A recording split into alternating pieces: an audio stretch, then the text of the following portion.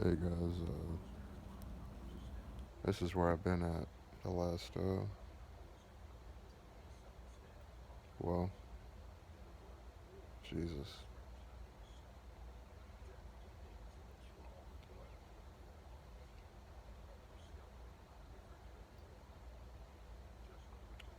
If there was,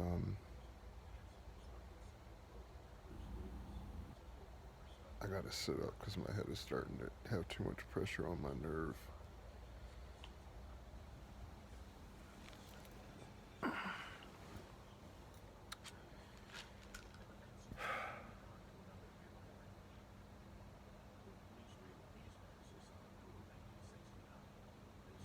If there was 20 of y'all that were at the pain level I was,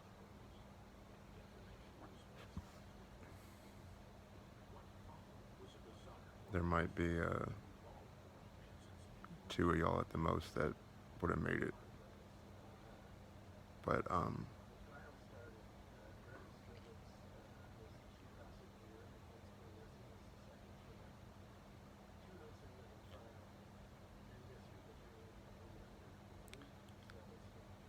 every new doctor or nurse that I've talked to, which is a whole lot real fast,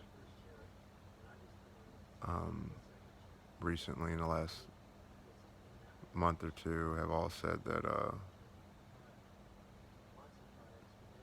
not even the crazy stuff with my family, but from a medical standpoint, like pain wise and recovery wise and adversity wise, that I'm uh, one of the people that's extremely resilient. Some babies get a cold once and they die, and some babies get a cold once and then they are over it in a day. You know, like some people get chemo once and they're cured, and then some people get chemo 100 times and they're cured, and some people get chemo forever and they're never cured. Just like with my brain surgery, sometimes I've talked to everybody on every end of the spectrum with the trigeminal neuralgia, and they've all said different things.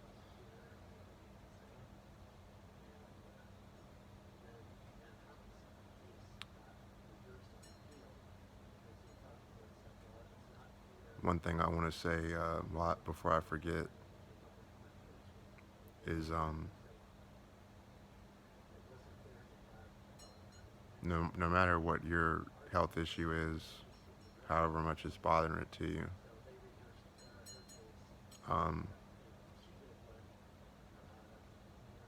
always give God the glory, number one. And I can tell like my body is dying. I don't have nothing terminal, but my body is like dying slowly, and it has been.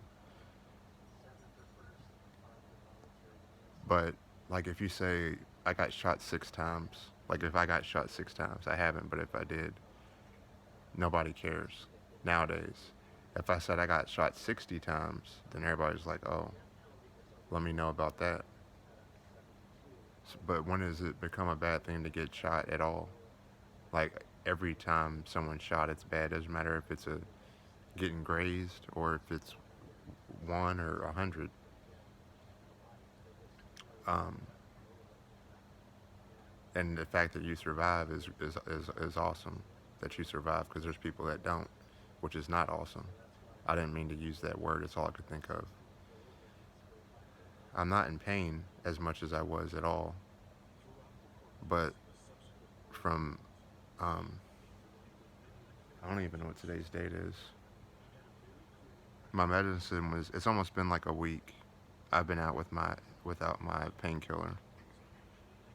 So a week straight,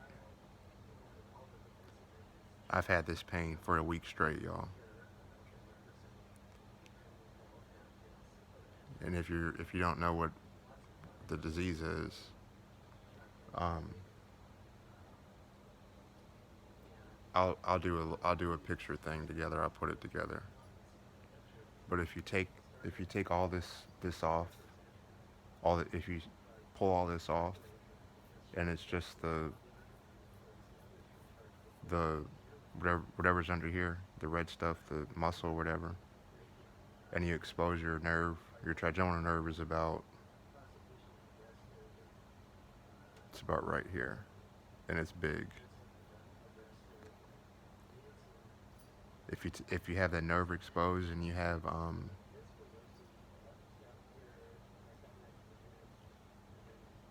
not a ball peen hammer, but the thing that killed Trotsky, is it a pickaxe, ice pick, an ice pick?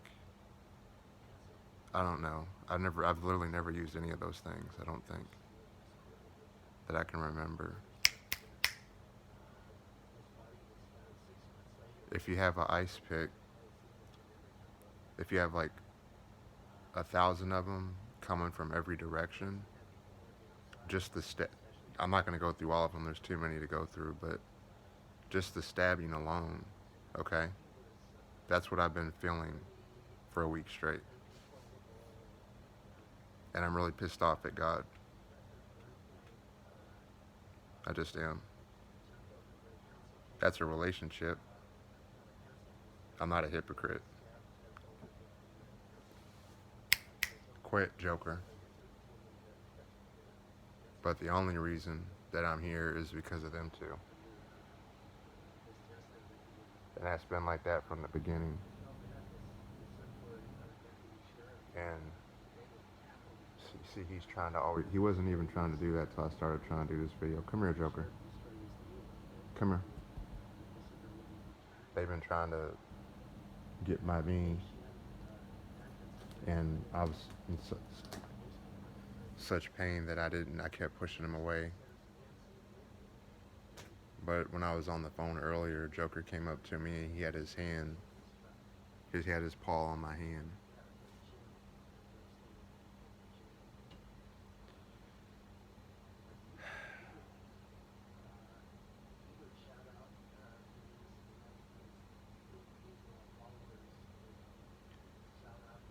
I don't really care if I get off subject.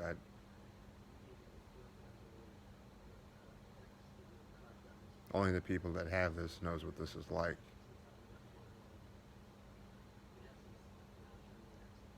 But, and I'm not trying to. I'm just talking from a pain standpoint. I'm not talking about like you were like somebody caught on fire and they got 4th or 5th degree burns or whatever, um, and they're recovering. Well, that's a bad example because you can't recover from those. You're gonna die.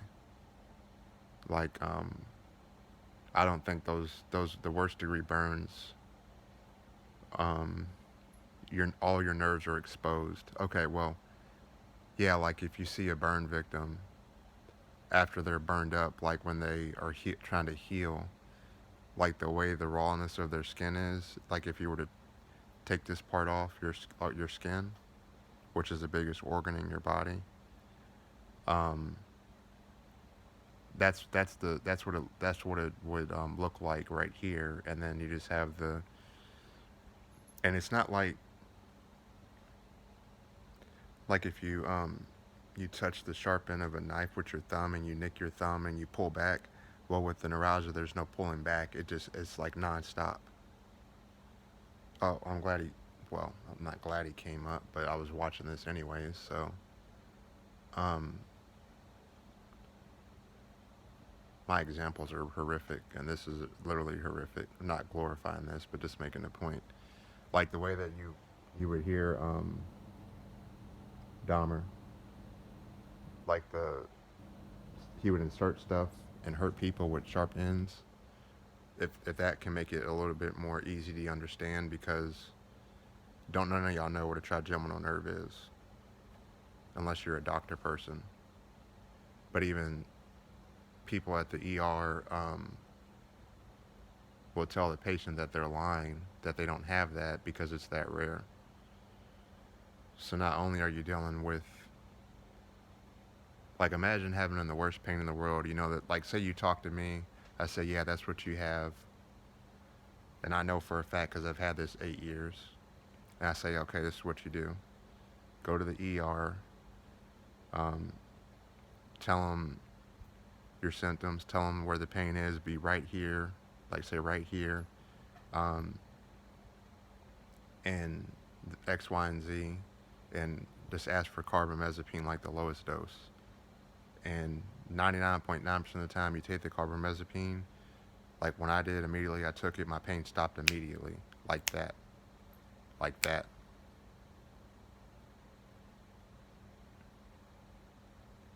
Um,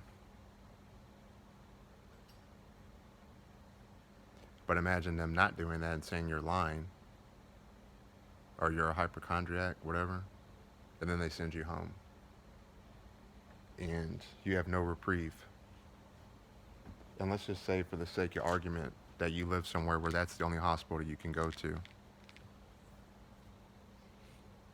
So if you can explain to me a good way to not just immediately just shut off feeling pain, if one of y'all got some amazing type of Superman technique that we don't know about, then please let me know, because I'll do it right now and never take none of this shit again.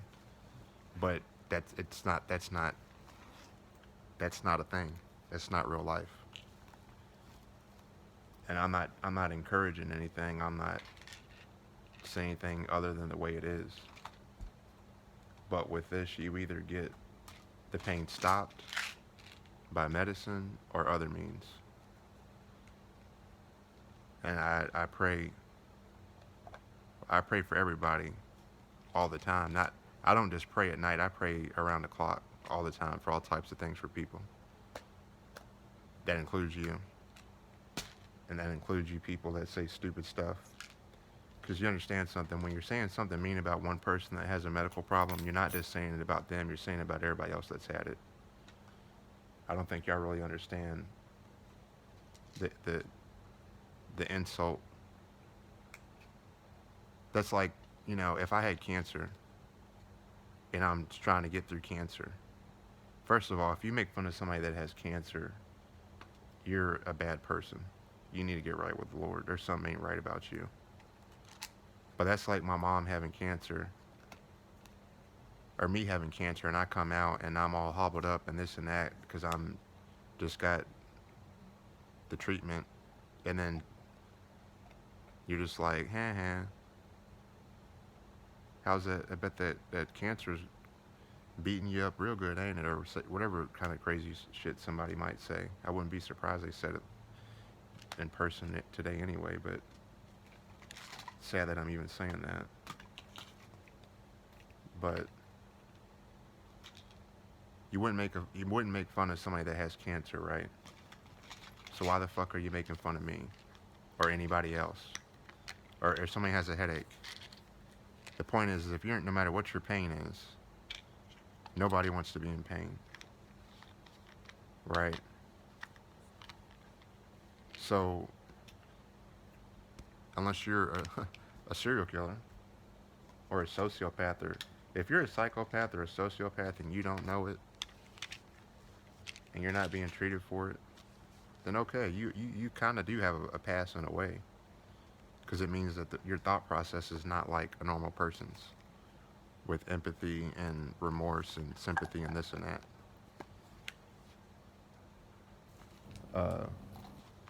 Psychopath means that you basically you don't really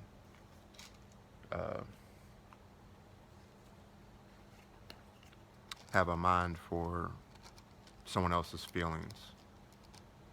Like, it just doesn't bother you.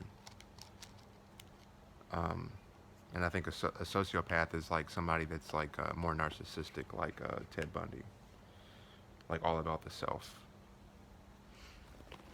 Kind of like that person you date that as long as you do everything that they want, everything's fine. But when it's not all about them, they throw you away. That's what a sociopath will do. That they'll make it all about them and use you up for everything, and then in the end they'll just move on to the next person and do it all over again. That's sociopathy. Psychopathy is more like you just don't really, that part of your brain for compassion and for how someone else feels, empathy, sympathy, how the families might feel. Um, it doesn't compute. Like literally, it should be there, but it's not for some reason, which is why they often want either the people that got killed's families want, or the killer person will be like, hey, do experiments on my brain. But all the serial killers that they've done that on, I'm pretty sure all of them, every one of them has that. I don't know what part of it's like the front part of the brain, the frontal lobe. That part is like, I think it's shrunken, or I don't know what it is. It's a literal medical fact that the part that they're supposed to be like, hey, I should think about how this is going to make this person's family feel if I do this, that it's not there. So you couple that with horrific abuse. The reason I'm watching this is not because of I mean, I love true crime and stuff. So if you love true crime, then naturally you're going to gravitate towards um, it's not the best, but the worst cases of true crime, um, which is not the same thing as like people that are glorifying serial killers, or people that are like collecting their memorabilia and shit like that. It's like serial killer culture. It's on Amazon. That's glorifying. But having an interest in something is not the same thing as glorifying. But I was watching this because I wanted to see the men and the women that went on to do these things, how much I had in common with them. And I have everything in common with every one of them, at least one thing out of like 20 or whatever. So I'm gonna do a thing on that from a worldly standpoint, and then I do it from a biblical standpoint. Um, like, let me explain what I mean.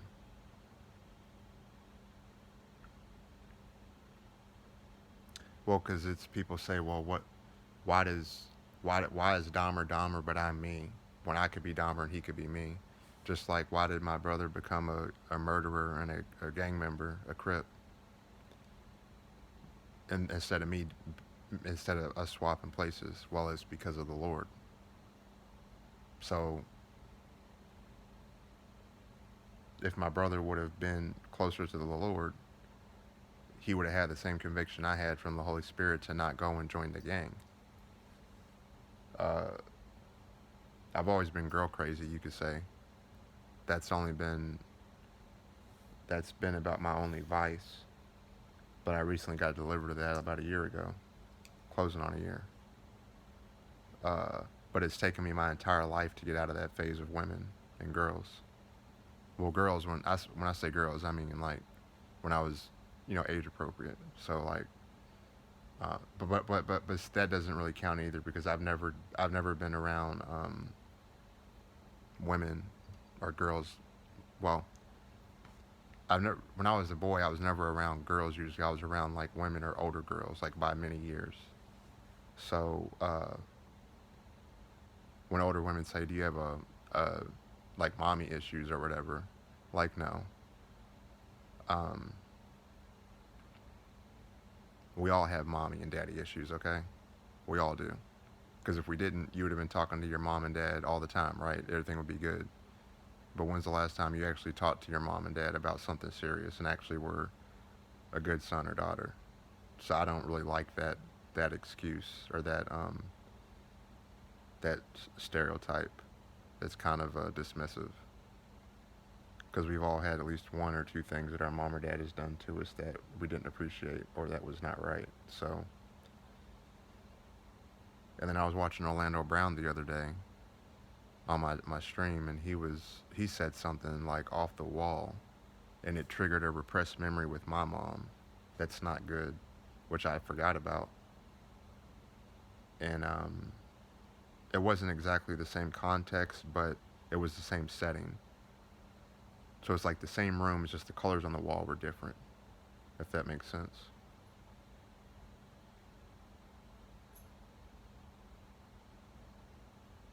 But The serial killer part is just the worst end of the spectrum. But the reason I wanted to cover the serial killer thing in conjunction with my life is because the sooner you're able to identify the issues, the sooner you have a better chance of saving somebody.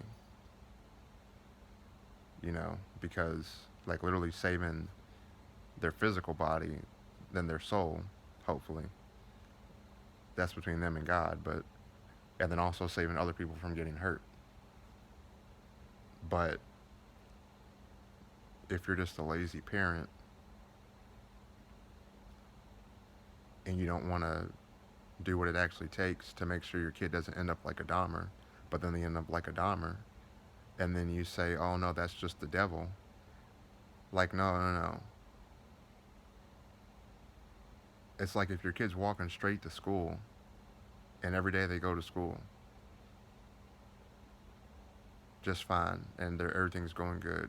And the last day of school they're walking and then something distracts them or something gets their attention and they're kind of like, I don't think that's a good idea. I shouldn't be messing with that. And then they stray off the path that they've been on, walking straight on the whole time, just a path to success. And all of a sudden they get caught up in some darkness. It's like that.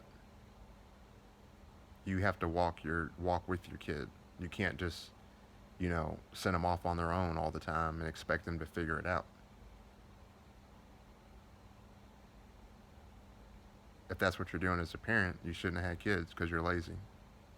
It's that simple. If you have kids and you say you don't have time to do this and this, you shouldn't have kids. There's not a single kid that's ever lived that has to be born. Not one.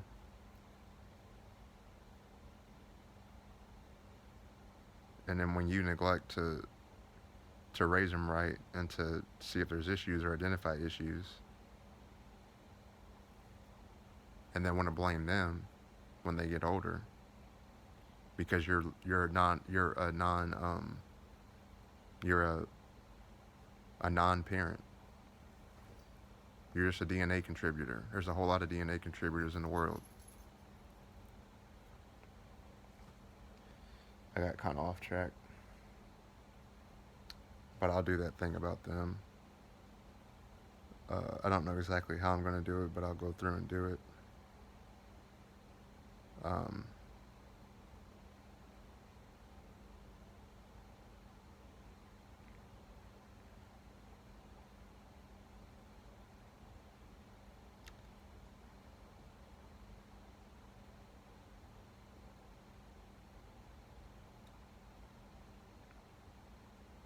but I had a brother in Christ that had sent me some money, and just to help out. I didn't ask or anything, but it wasn't like the GoFundMe was a separate thing. But had he not sent that, I wouldn't have been able to get anything done and to either of the doctors, and then to get to the Walgreens and the back home. So shout out to you. You know who you are. I won't say his name. But so I got $3 left. That's all the money I have. And I had an issue with my food stamp thing. I got to go on now and fill that out.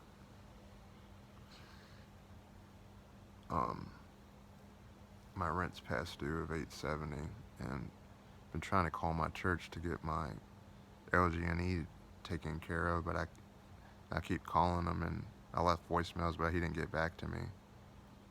What time is it?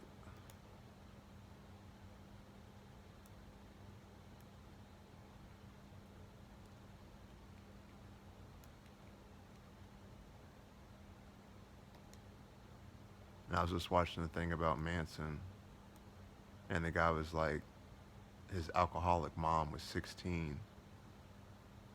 And as soon as she said that, I was like, oh my God. Yeah, I know what that's like, Manson. But I didn't go where you went, my man. You He was on a different plane of existence than I am. There's a lot of guys that have alcoholic moms, but we don't. We don't be Mansoning people or whatever.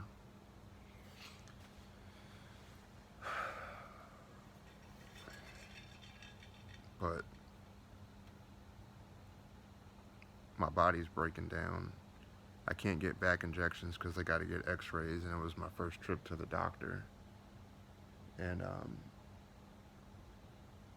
I didn't know this, but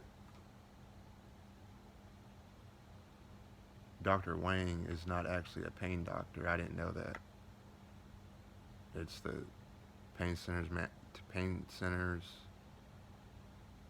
of America, whatever it's called. I haven't had my hydrocodone in a while. I'm getting a little high. I'm not gonna lie. It just hit. It just literally just hit me just now. But um,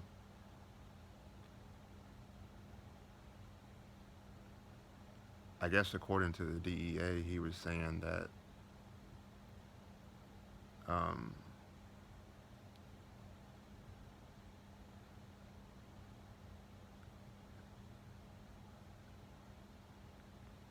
anything more than three of, well, what he usually gives is three of the hydrocodone 10s a day, which is three a day. Um, I was at a point I was at five,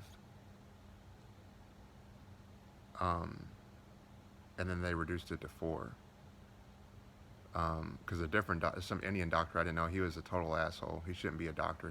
He didn't have a bedside manner. He was acting like somebody from The Wire or something that was like, oh, you're a penny short, like, but you're a loyal customer, but you're a penny short, so I can't F with you, man, like that. Anyway, he came in, so I guess he might have been like an actual pain doctor. I don't know. I never seen him in my life. Um, but he said I'm taking too much medicine. I said, what are you talking about? So that was an issue. So then I've been from that point I was reduced from five to four. But the five just shows you how bad my pain is. So I've been on taking four of the hydrocodone like forever. And then yesterday or whatever, day before yesterday with my appointment, he reduced it back down to three. Um, so, but then I know people that have what I have that take way more stuff than I take. So it might be and I understand that's a federal thing, but I can almost say 100% certain there's people that take way stronger stuff because they were looking at putting me on a pain pump and stuff like that, which I don't know if it's like morphine or Dilaudid or fentanyl or those are like the only three pain liquid things I know. I don't know if there's more, like maybe ketamine, but I think that's for like soldiers or something. Um, but uh, that just kind of shows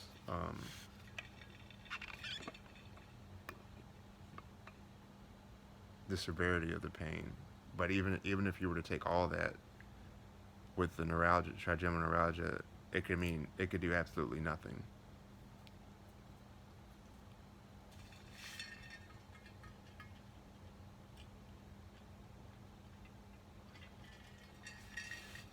The reason I'm pissed off as God is because I've been praying for God to take the pain away, so I can at least, if I didn't have this pain, I could function a lot better in every way. But um,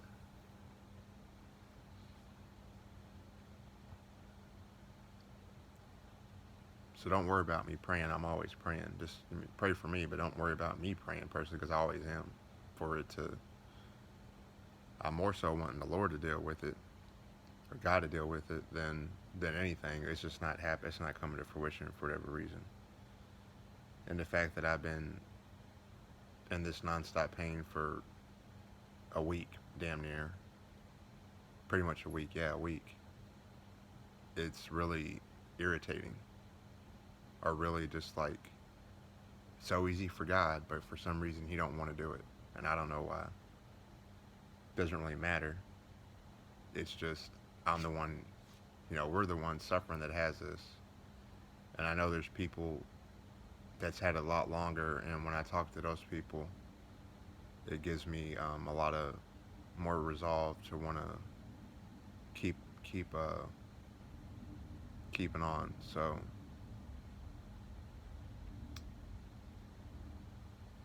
but and then I had to go and get alcohol to numb the pain because that was my painkiller for a little bit, and I didn't want to do that because I had to spend money, which I don't have. And at this point, I don't even know why I'm doing this. Like I know I'm doing everything for my cats, but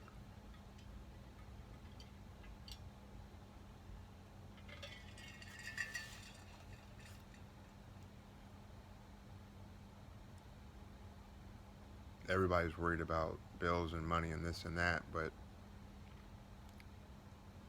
when you feel your body breaking down, you're getting sicker and sicker, you're in horrific pain. You're trying to juggle everything, and you have no income. And no, get off the PlayStation, Joker. Get down, Joker. I'm gonna have to rearrange this. He's getting on my nerves. Get off the PlayStation. Why are you irritating me? You don't listen. He's just showing out because I haven't showed them no attention. I haven't been able to. I couldn't even hardly pet him. I fed him and I got him water and stuff, but it's okay. Okay. It's okay.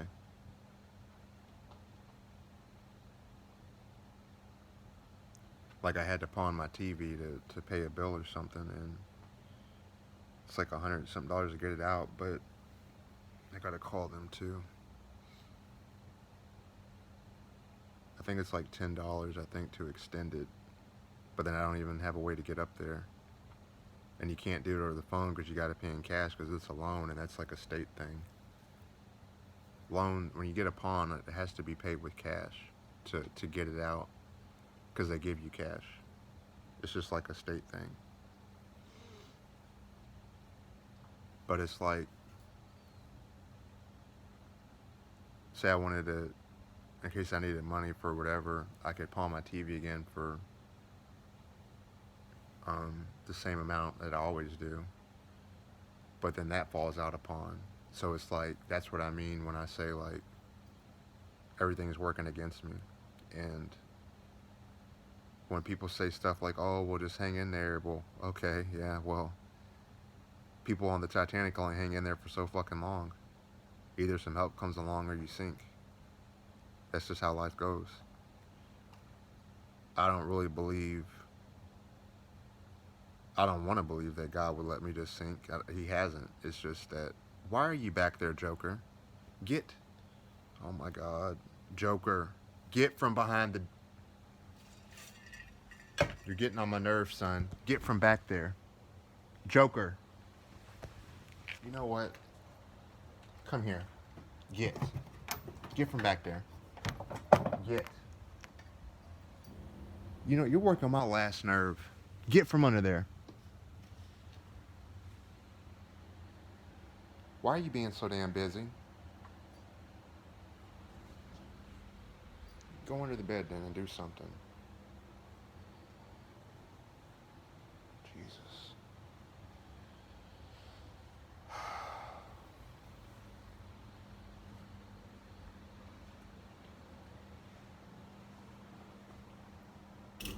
I mean, don't none of this shit mean nothing to me.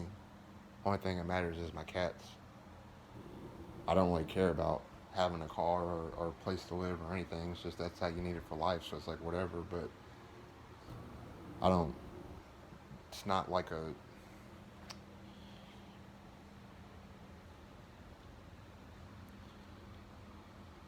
I don't know. I don't care about the material stuff. I mean,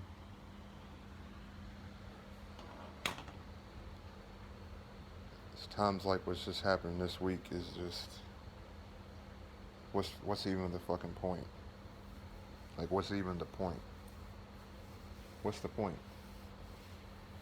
Like how many surgeries, how many pills, how many this, how many that do I need to do? And for what? Like what the fuck am I doing? Like what am I doing?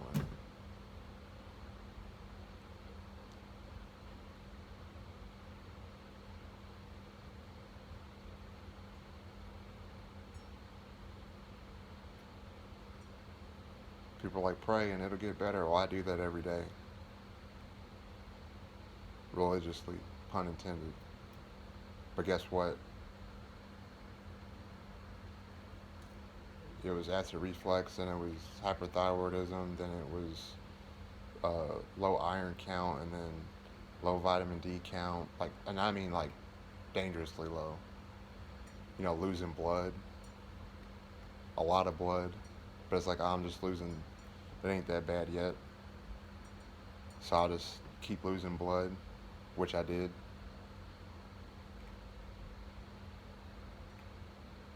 And I got the degenerative bone disease or disc disease. I got the scoliosis. My coccyx is severely bent back the other way. So somehow I'm praying this shit's getting worse.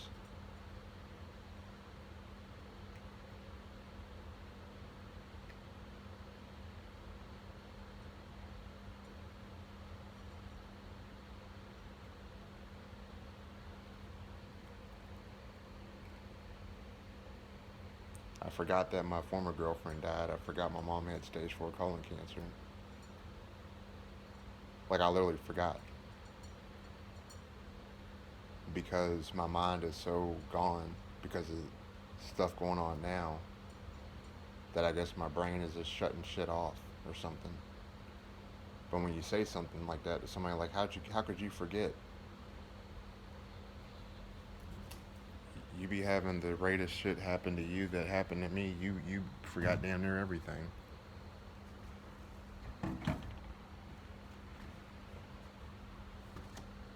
So I ain't got. You know, if shit don't work out, I ain't got shit to be ashamed of or disappointed about or nothing.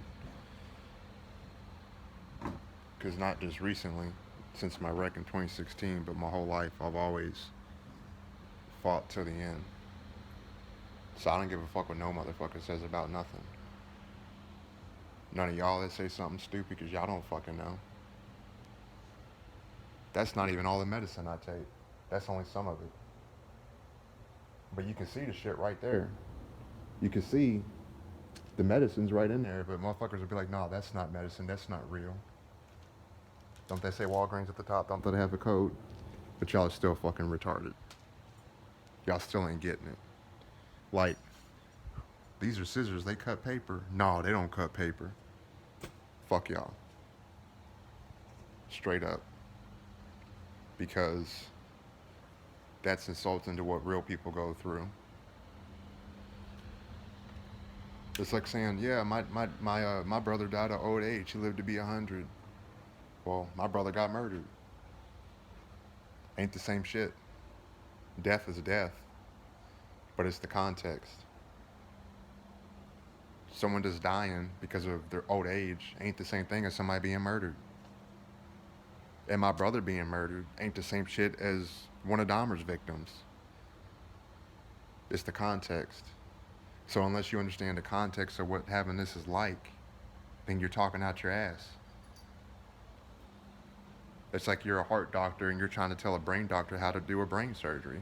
But you're a fucking heart doctor, so what the fuck do you know about a brain?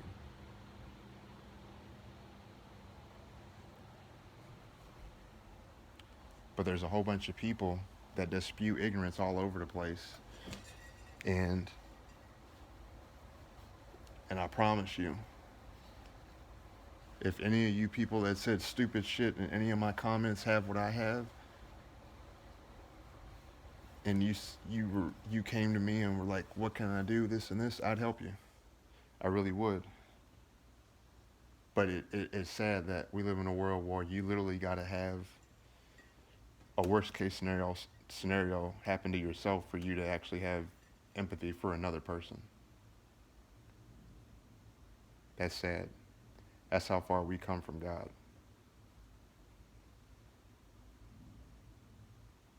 That's how far we come from God.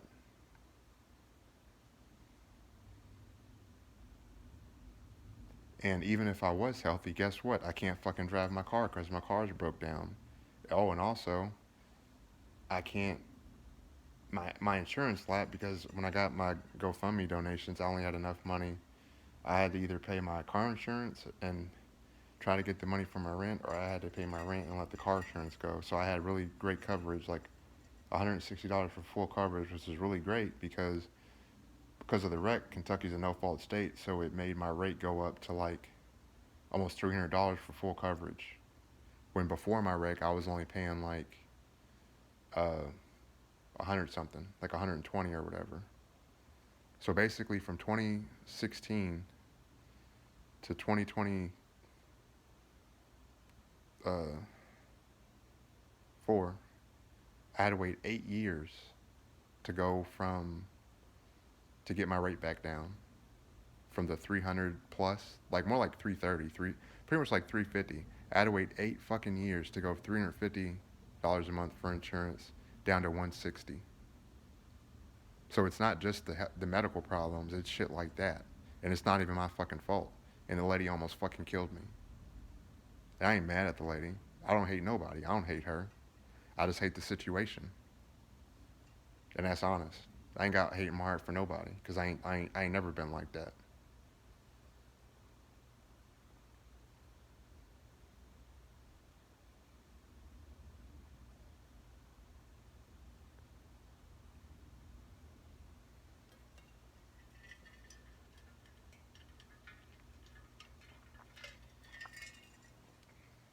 So I don't know, man.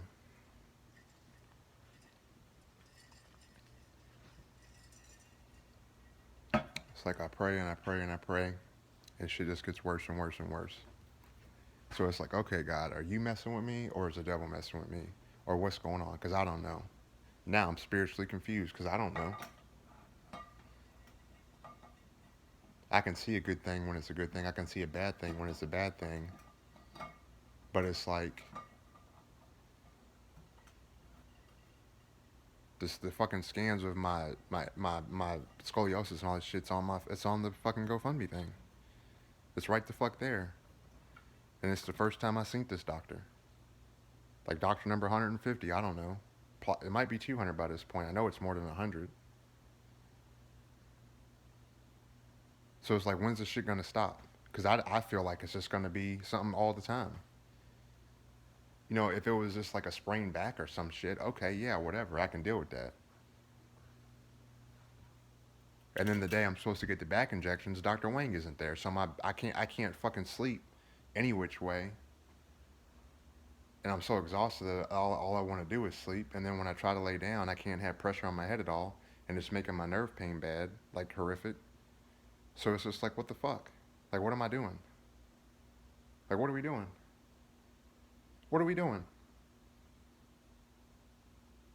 Because I think some of y'all seem to misunderstand the fact that, like, we're human beings. We're not Superman. We're not impervious to pain. People only take so much before you tap out mentally or physically, emotionally, whatever the fuck.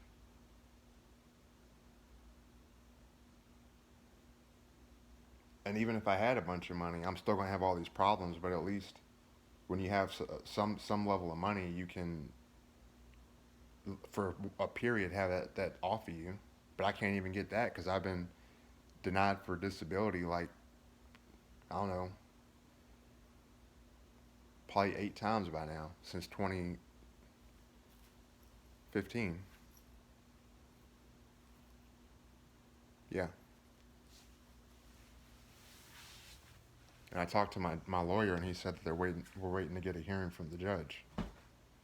Still, just waiting. So it's like, how would you feel if you're fucking deathly sick all the time, getting worse, more health issues, serious health issues? You have no income. You can't drive your fucking car. Every time you pray, it seems like you get fucking hexed. And it's just like, who wouldn't lose their fucking mind? Because now I'm paranoid. I'm spiritually paranoid that when I pray, maybe there's a demon up in here reversing my prayer or some shit. I don't fucking know. It sounds weird, but I don't know what else to call it.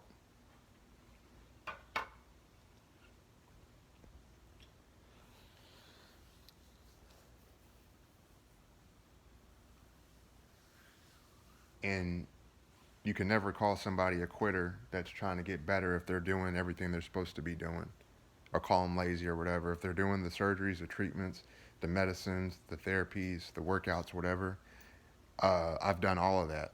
And my doctor even said that. The first time I met him, it's the first thing he said. He said, you basically done everything. So with your GoFundMe, if you want to seek an opinion outside of here, that'd be a good idea because we're a smaller city and it's more going to be local doctors and stuff. And he said, my neurosurgeon is an awesome doctor, but even he's not at the cutting edge. And my doctor is also the chairman at the board of neurosurgery at U of L. So he's the fucking chairman of the board of neurosurgery at U of L. Literally meaning that there's nobody smarter or better suited than him. And he couldn't fix it. So what does that tell you? But guess what? I can't do that because I don't have the fucking money.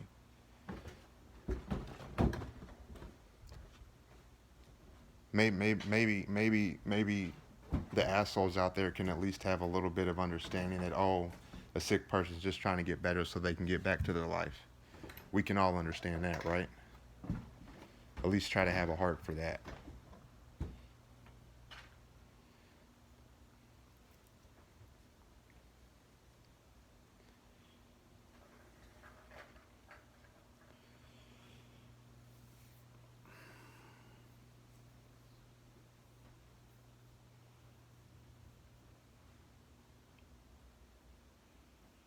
But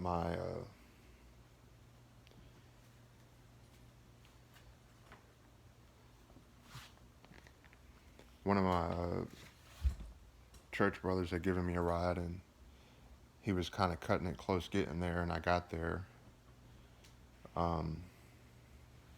and got seen and everything, and that was on a Thursday. Was it a Thursday? I don't know. It was, yeah, it was Thursday. Was that yesterday? I don't know. I don't know what's going on. But he took me Thursday. I got there. I took a lift back. I was going to give him gas money, but he said, no, save it for your lift. And I literally had just enough to get here. But now I got to worry about everything else. So imagine being homeless 20 times like I've been. And by the way, those serial killer people are out there killing people right now that are homeless. And I know what that's like. And it's fucked up. And people don't even know they're going to be a victim.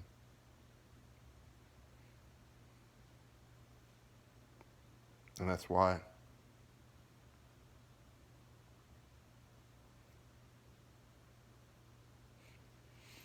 I'd always pray to God, to the Holy Spirit, to guide me to a safe place.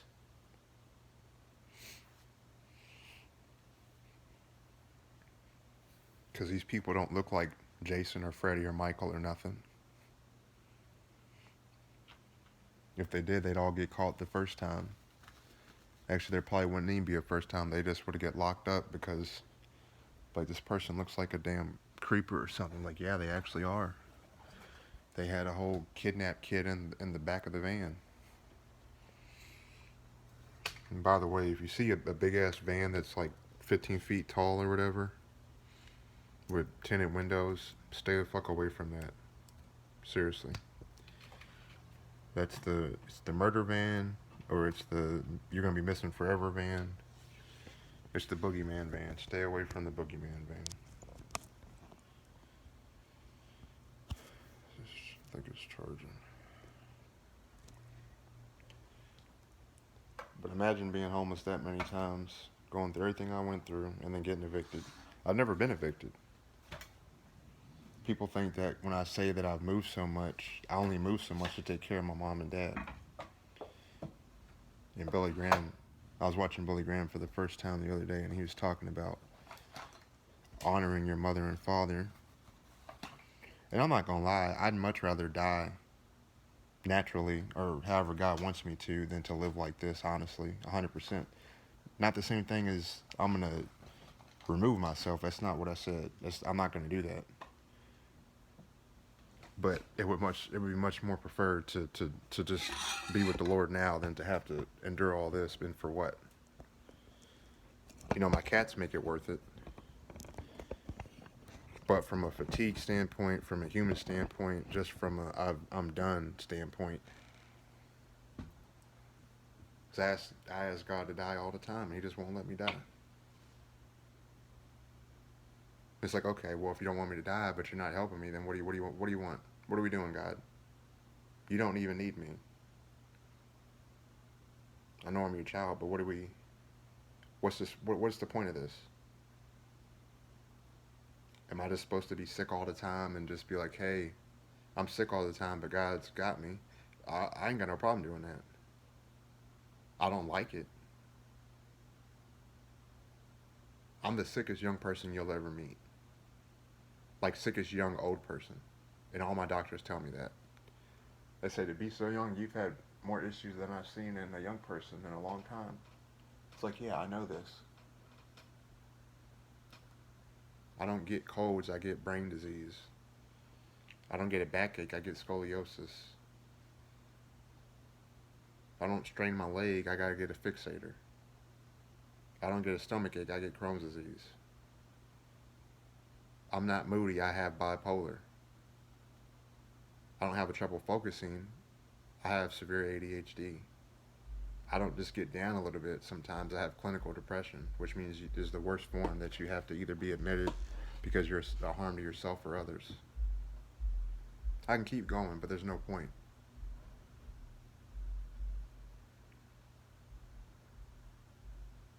But unless you really know how a person feels, you're never going to get to them. You're never going to be able to help them. If you can't relate in some way, even if it's one way out of 20, that's better than nothing. But the reason why people don't come to the Lord in first, and then secondly, from a worldly standpoint, the reason why they don't accept help from others is because the person either hits them over the head with the um, just, oh, you're just another patient, you're just another person. Like, no, I'm the person that's in front of you right now, and I may not be here tomorrow if you don't connect in the right way. That's why it's good to introduce yourself and to kind of fill somebody out. And if you're good at reading people like I am, I can read anybody. I can talk to anybody. The other day, I've touched, now I'll tell you what I mean, about 3 women, like physically touched, not like sexual, but one of the doctors, and I just met this woman yesterday, but I do this all the time. It's not it's like a perv thing, and that's just how I am. And people, anybody that knows me knows that. But um, I'm real, my energy's even, and I'm not a weirdo, right? Never have been. But I told another sister, she was like, I was like, hey, you seen this white baby by this black woman? She said, huh? I said, yeah, it's her baby. Her husband